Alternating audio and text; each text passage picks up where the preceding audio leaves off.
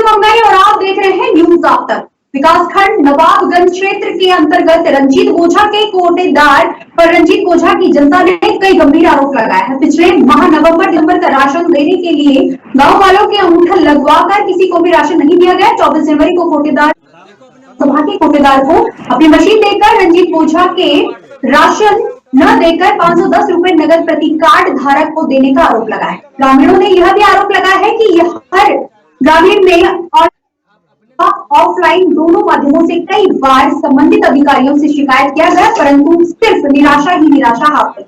कोटेदारों के विरुद्ध अभी तक कोई कार्रवाई नहीं हुई है। बेचारी गांव की भोली भाली जनता कोटेदार का शिकार बन रही है। ग्रामीणों का यह भी कहना है कि कभी कभी राशन मिलता है तो कभी कभी इसमें कटौती कर दी जाती है। जनवरी में जिन कार्ड धारकों ने पैसे लेने से मना कर दिया था, अभी तक राशन उनको प्राप्त नहीं हुई है। एवं कोटेदार से ग्राम रंजीत ओझा के कार्ड धारक इतने परेशान और मायूस हो चुके हैं कि मजबूरी में उनको अन्य ग्राम पंचायतों की दुकानों पर जाकर राशन लेना पड़ रहा है। उनके साथ दूसरे कोटेदार भी यही बदसलूकी करते आ रहे हैं। हमारे यहाँ आए हैं तो आपको 35 किलो की बजाय 30 किलो राशन ही मिलेगा। बेचारी भोली भाली जनता दूसरे कोटेदारों द्वारा शिकार होती आ रही है। अन्य जगहों पर कोटेदारों का कहना है कि हमारे यहाँ से राशन लेने पर कोई साल आपको 2 बार राशन नहीं मिल जाए, क्योंकि हम अपने ग्राम सभा में 6 माही का राशन काटते हैं। ग्रामीणों का यह भी आरोप है कि तमाम शिकायतों के बावजूद सप्लाई इंस्पेक्टर की मिली भगत से अभी तक कोई कार्यवाही नहीं हुई है। रंजीत ओझा के कार्ड धारकों द्वारा तहसील दिवस में भी जिला अधिकारी महोदय को प्रार्थना पत्र दिया है, किंतु अभी तक कोई कार्यवाही नहीं हुई है। ग्रामीणों का यह भी आरोप है कि कोई भी कार्ड धारक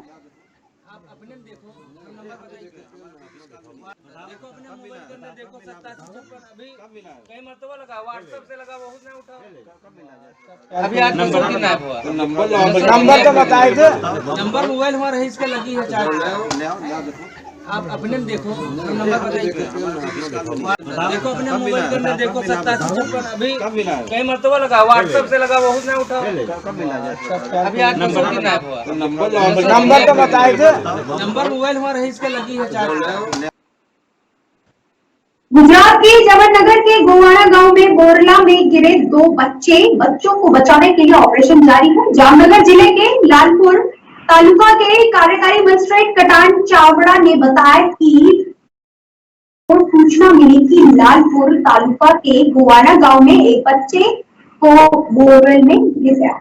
फायर इमरजेंसी टीम की 2 टीमें मौजूद हैं। राजकोट से एसडीआरएफ की टीम को बुलाया गया है। गुजरात के जामनगर में 2 साल का बच्चा बोरवेल में गिर गया है। रेस्क्यू ऑपरेशन जारी है। गुजरात के जामनगर में बोरवेल में एक बच्चा जो 2 साल का है बोरवेल में गिर गया है। बच्चे को बोरवेल से बाहर निकालने के लिए रेस्क्यू ऑपरेशन चलाया जा रहा है। जानकारी के अनुसार यह घटना जामनगर स्थित गोवाना गांव में हुई है। जामनगर के लालपुर तालुका के राजड्यूटी मजिस्ट्रेट केतन चावड़ा ने बताया कि प्रशासन को जानकारी मिली कि गोवना गांव में एक 2 साल का बच्चा बोरवेल में गिर गया है। यह बच्चा मंगलवार को शाम 6:30 बजे बोरवेल में के भीतर गिर गया है। पिछले 4 घंटे से यह ऑपरेशन चल रहा है। मौके पर फायर इमरजेंसी की टीम मौजूद है। इसके साथ ही राजकोट से एसडीआरएफ की टीम को बुलाया गया है। बता दें कि इससे पहले जनवरी माह में 3 साल की बच्ची गुजरात के द्वारका सेक्टर में बोरवेल में गिर गई थी। बच्ची को बोरवेल से बाहर निकालने के बाद उसे अस्पताल में ले जाया गया, लेकिन उसकी मौत हो गई थी। बच्ची का नाम एंजन साखरा था। जामनगर डिस्ट्रिक्ट के लालपुर तालुका के गोवाड़ा गांव में शाम को 6:30 से 7 बजे एक बच्चा बोरवेल में गिर गया है, ऐसा एडमिनिस्ट्रेशन को न्यूज़ मिला। लगभग 4 घंटे से बचाव की कामगिरी चालू है। सर, किस प्रकार से बचाव की कामगिरी की जा रही है और बच्चे की उम्र क्या है? डिस्ट्रिक्ट की फायर इमरजेंसी सर्विस की हेल्प ले जा रही है। फायर इमरजेंसी की 2 टीमें यहाँ पे तैनात है। उसके अलावा जेसीबी की मदद से काम चल रहा है। मेडिकल सर्विसेज की टीम बुलाई गई है।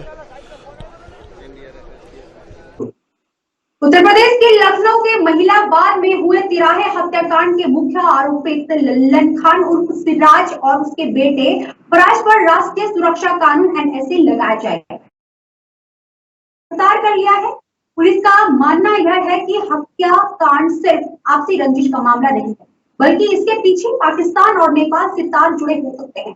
पुलिस दोनों अपराधियों से पूछताछ कर रही है। मीडिया रिपोर्ट्स के मुताबिक लल्लन खान उर्फ गब्बर खान उर्फ सिराज ने अपने बेटे फिराज के साथ शुक्रवार 2 फरवरी 2024 शाम जमीन विवाद में 15 साल के मासूम बच्चे समेत 3 लोगों की गोली मारकर हत्या कर दी थी। इसके बाद से दोनों फरार हो गए थे और मुरादाबाद में जाकर छिप गए थे। अब दोनों को ही पुलिस ने गिरफ्तार कर लिया है। लल्लन खान के 2 बेटे पोलैंड रहते हैं। वो किसी तरह से नेपाल भागना चाहते और वहां से वो अपने तीसरे बेटे के साथ पोलैंड भागने की जुगत में था।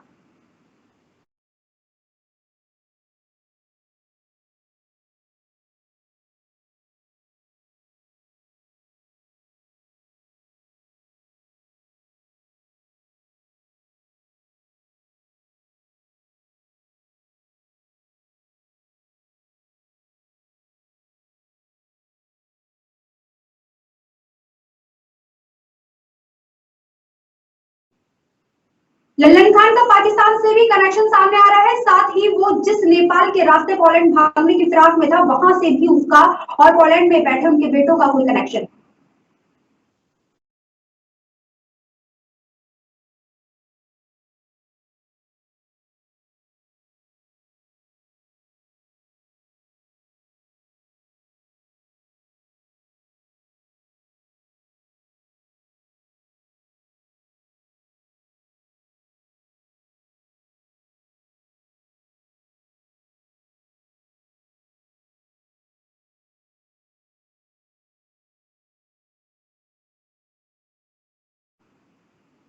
पुलिस अधीक्षक बांदा श्री अंकुर अग्रवाल के निर्देशन में जनता के खोए हुए मोबाइल के संबंध में पुलिस अधीक्षक कार्यालय समस्त थानों से प्राप्त प्रार्थना पत्रों के आधार पर साइबर क्राइम पुलिस थाना सर्विलांस सेल व एसओजी की संयुक्त पुलिस टीम को खोए की बरामदगी हेतु निर्देशित किया गया था, जिसके क्रम में साइबर क्राइम पुलिस थाना सर्विलांस व एनओजी की संयुक्त पुलिस टीम ने कठिन परिश्रम करते हुए कुल 125 अदद विभिन्न कंपनियों के मल्टीमीडिया मोबाइल फोन को बरामद में महत्वपूर्ण सफलता प्राप्त की है। जाता है तो कुछ दिन बंद रहता है, उसको फिर कोई उठा लेता है कि दुकान पे बेच देता है, और जो कस्टमर होता है जो उसको परचेज करता है उसको कई बार नॉलेज नहीं होती, उसको फर्जी बिल दिखा के कि ये सेकंड हैंड मोबाइल है और हालांकि वो चोरी का या गिरा हुआ मोबाइल होता है, तो उसको बेच दिया जाता है। तो उसमें लगातार जब टीम सर्विलेंस में काम करती है तो इन सबको बरामद करती है, उसमें संपर्क करती है लोगों को, क्योंकि जो कस्टमर होता है जिसको जानकारी नहीं होती और वो फर्जी बिल के ऊपर उसको सच्चा मानते हुए कार्रवाई करके उसको खरीद लेता है, तो उसके ऊपर इसलिए हम दंडात्मक कार्रवाई नहीं करते अगर वो अपना मोबाइल लौटा देता है ये बता के कि साहब हमें जानकारी नहीं थी। पिछले कुछ समय से यूपी के समाचार पत्रों में सुर्खियों में रहने वाली आगरा की तहसील सदर में अब पुराने डर्रे को बदले से प्रयास किया जा रहा है। प्रशासन की जीरो टॉलरेंस नीति को तहसील सदर में पूर्ण रूप से अमल में लाया जा रहा है। तहसील प्रशासन ने अब कड़ा रुख अपनाते हुए कहा कि तहसील में भ्रष्टाचार कतई बर्दाश्त नहीं होगा। किसी भी कार्य के बदले आपसे कोई भी कर्मचारी असुविधा शुल्क की मांग करता है तो उस पर कार्रवाई सुनिश्चित की जाएगी, जिसके लिए तहसीलदार सदर रजनीश वाजपेयी ने CUG नंबर जारी किया है। सरकारी हेल्पलाइन नंबर किसी भी तरह के प्रमाण पत्र बनवाने की या तहसील सदर से जुड़े किसी भी कार्य के लिए कोई मांगे सुविधा शुल्क तो मोबाइल नंबर या फिर व्हाट्सएप नंबर पर अपनी शिकायत दर्ज कर सकते हैं। शिकायतकर्ता का नाम गोपनीय रख दिया जाएगा। फिर तहसील सदस्य से संबंधित किसी भी कर्मचारी या लेखपाल की आपके पास रिश्वत मांगते हैं तो आप व्हाट्सएप नंबर पर शिकायत दर्ज कर सकते हैं।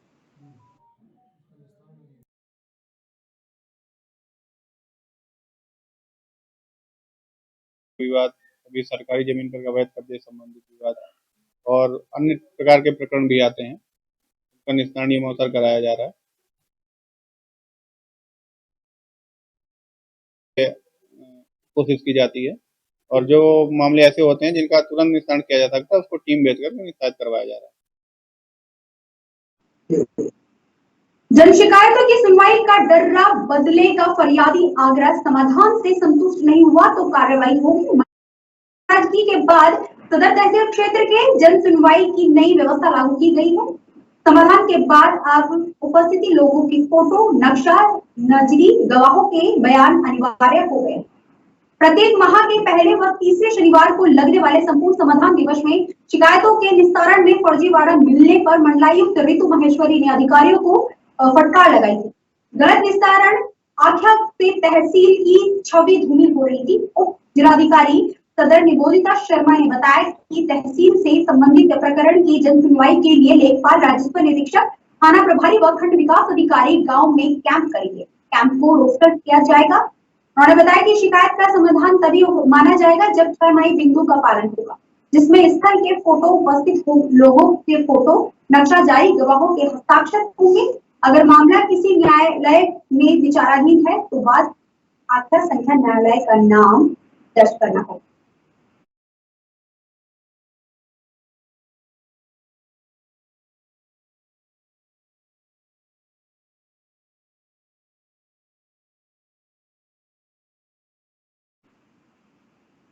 पुलिस टीम ने नई दिल्ली रेलवे स्टेशन से लश्कर-ए-तैयबा मॉड्यूल का सक्रिय आतंकी को गिरफ्तार करने में नई दिल्ली रेलवे स्टेशन पुलिस थाने की टीम ने जम्मू कश्मीर पुलिस की ओर से हाल ही में कुपवाड़ा में भांडाफोड़ किए गए आतंकी मॉड्यूल के प्रमुख साजिशकर्ताओं में शामिल एक आतंकी को गिरफ्तार किया है।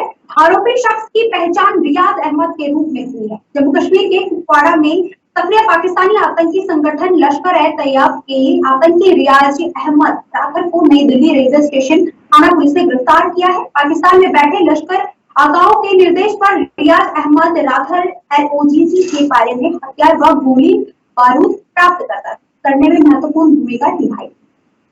यह पहले से ही सोना नौकरी करता था। कुछ साल पहले सेवानिवृत्ति हो जाने के बाद लश्कर के लिए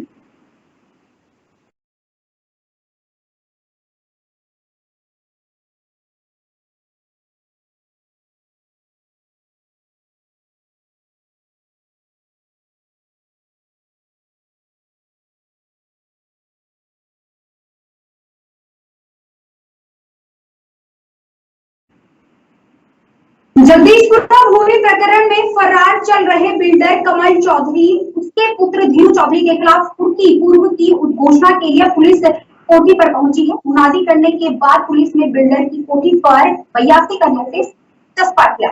डकैती के मुकदमे में आरोपित बिल्डर कमल चौधरी, उसके पुत्र के खिलाफ पुलिस ने सोमवार की कार्रवाई का आदेश हासिल किया था। आगरा के जगदीशपुरा भूमि प्रकरण में वांछित बिल्डर कमल चौधरी और उसके पुत्र धीरू चौधरी की मुश्किलें बढ़ गई हैं। पुलिस ने मंगलवार को फरार चल रहे बिल्डर के घर पर मुनादी और उसके बाद पुलिस बिल्डर की कोठी पर 82 का नोटिस चस्पा किया था।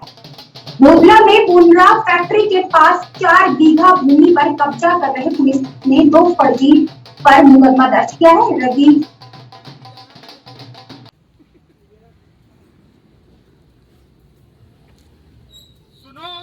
सुनो सर्वसाधारण को सूचित किया जाता है कि थाना जगदीशपुरा आगरा पर पंजीकृत मुकदमा अपराध संख्या 12/24 धारा 147, 148, 149, 447, 448, 120B कमल चौधरी और उनके पुत्र धीरू चौधरी के विरुद्ध माननीय न्यायालय से धारा 82 के अंतर्गत आदेश प्राप्त कर लिए गए थे, जिनको निर्गत कराने के लिए हम यहाँ पे आए हैं। चस्पा किया गया है, मुनादी कराई गई है और उसके बाद इनसे ये भी कहा गया है, चेतावनी दी गई है कि 30 दिनों के भीतर आत्मसमर्पण कर दें। अगर 30 दिनों के भीतर आत्मसमर्पण नहीं करते हैं तो धारा 83 के अंतर्गत उनकी जो चल संपत्ति है, उनकी जो कार्रवाई है धारा। किसान मजदूर संघर्ष पार्टी भारतीय संविधान में प्रदत्त सभी वर्गों को समान अधिकार दिलाने के लिए सामाजिक न्याय महासंकल्प को लागू करने के लिए प्रमुख घोषणाएं की। किसान मजदूर संघ पार्टी पूर्ण भारत में जहां से चुनाव लड़ेगी, लोकसभा क्षेत्रों में 10-10 हजार कार्यकर्ताओं को महासंकल्प दिलाएगी। किसान आयोग का गठन होगा। सरकारी और गैर सरकारी नौकरियों में किसान और मजदूर के बच्चों को देश में अपने कैंडिडेट उतारेगी और इसका मैं समर्थन करता हूँ। कई एक पार्टी के लोग आए हुए हैं, सभी लोग मिलके मैं अपने अपने कैंडिडेट उतारूंगा और पार्टी को मजबूत करूंगा। समाजवादी पार्टी के साथ गठबंधन था आपका, तो आपने इस गठबंधन को आज समाप्त कर दिया, इसके विषय में क्या कहना चाहेंगे? गत विधानसभा चुनाव जो हुए हैं उसमें हमने समाजवादी पार्टी को उसके साथ गठबंधन में हम लोग आए थे कि समाजवादी पार्टी सुचारू रूप से जो उन्होंने टिकट वितरण किया था उसमें किसानों को प्राथमिकता देगी, लेकिन ऐसा कुछ रहा नहीं। और न वो जो नगर निकाय चुनाव हुए हैं उनमें भी किसानों को उस हिसाब की भागीदारी नहीं रही है। और दूसरी चीज़ कि वो लोग इंडिया के साथ गठबंधन में चले गए, जब वो खुद ही गठबंधन में चले गए तो हम लोगों का कोई औचित्य नहीं रह जाता है। तो इसलिए हम लोगों ने जो गत लोकसभा चुनाव हैं जो होने वाले हैं 2024 के, उसमें हम लोगों ने वो गठबंधन समाप्त कर रहे हैं और हम लोग लोकसभा में प्रत्याशी उतारने का काम करेंगे। पिछले जो लोकसभा चुनाव थे उसमें हमने यूपी में 13 सीटों पे प्रत्याशी उतारे थे, जिसमें 3 सीटों पे हम लोगों का नामांकन सफल रहा था, गाजीपुर और श्रावस्ती, गोंडा, और छत्तीसगढ़ में रायगढ़ सीट पे हम लोग चुनाव लड़े थे 4 लोकसभा सीटों पर। इस बार हम लोग 20-25 सीटों पर अपने प्रत्याशी उतारेंगे सामाजिक न्याय महासंकल्प के साथ कि सभी वर्गों को बराबर की भागीदारी मिले। जो संविधान में लिखा हुआ है, उल्लिखित है, उसी को लेके हम लोग आज से ये महासंकल्प अभियान चालू कर रहे हैं। और उत्तर प्रदेश में पत्रकारों की सुरक्षा एवं उन्हें गुजारा भत्ता, कैशलेस इलाज व अन्य सुविधाओं की मांग सदन में आशुतोष ने उठाई है। उन्होंने कहा कि मैं सरकार का ध्यान पत्रकारों की सुरक्षा एवं मूल्य सुविधाएं प्रदान किए जाने की तरफ आकर्षित करना चाहता हूं। पत्रकारों द्वारा सरकारी तंत्र में व्याप्त भ्रष्टाचार एवं अराजक तत्वों के विरुद्ध खबरों को उजागर करने में उन्हें निरंतर धमकियां मिलती रहती हैं और उनके साथ मारपीट एवं अन्य कई दुर्घटनाएं होती हैं, जिससे कई कलमकार अपनी जान गंवा चुके हैं। इसके साथ ही उनकी आर्थिक स्थिति अत्यंत दयनीय होती है, जिसके कारण उन्हें अपना व परिवारजनों का गुजारा करने में भी काफी असुविधाओं का सामना करना पड़ता है। इसलिए पत्रकारों की सुरक्षा हेतु पत्रकार सुरक्षा कानून को लागू करना अति आवश्यक है। इसके साथ ही उनका 20 लाख तक का कैशलेस इलाज, नए पत्रकारों को 10,000 एवं 20 वर्ष तक कार्य कर चुके वरिष्ठ पत्रकारों को 25,000 प्रति माह गुजारा भत्ता, 1 करोड़ तक का जीवन बीमा, उन्हें अन्य योजना में लाभान्वित करना एवं आवास विकास व विकास प्राधिकरण के माध्यम से नो प्रॉपर्टी नो लॉस के आधार पर भवन प्लॉट भी उपलब्ध कराना जाना चाहिए। 1 करोड़ रुपए तक का जीवन बीमा, उन्हें अन्य योजनाओं से लाभान्वित करना एवं आवास विकास व विकास प्राधिकरण के माध्यम से नो प्रॉफिट नो लॉस के आधार पर भवन प्लॉट उपलब्ध कराया जाना जनहित में आवश्यक है। अतः जनहित में इस लोक महत्व के सुनिश्चित विषय पर हम सदन का ध्यान आकृष्ट कराते हुए आवश्यक कार्रवाई की मांग करते हैं। सरकार को आवश्यक कार्रवाई संदर्भित। उत्तर प्रदेश के आगरा में मंगलवार दोपहर करीब 2 बजे लखनपुर स्थित औद्योगिक क्षेत्र में पशुओं की दवाएं बनाने वाली company Tescon life sciences private limited में आग लग गई है। सर्किट से हादसे के बाद 25 फीट तक की ऊंची लपटें हुई है। 200 से अधिक कर्मचारी काम कर रहे थे। आग भीषण होती देख सभी दहशत में आ गए। कर्मचारियों ने आग बुझाने का प्रयास किया, लेकिन प्लास्टिक की बोतल फटने से 20 से 25 धमाके हुए। 8 से अधिक दमकलों ने पहुंचकर 2 घंटे में आग पर काबू किया। आग से लाखों रुपए का नुकसान की बात की जा रही है। यह फैक्ट्री अंशेरा के चेयरमैन अशोक अग्रवाल की है, जिसमें टेस्कॉन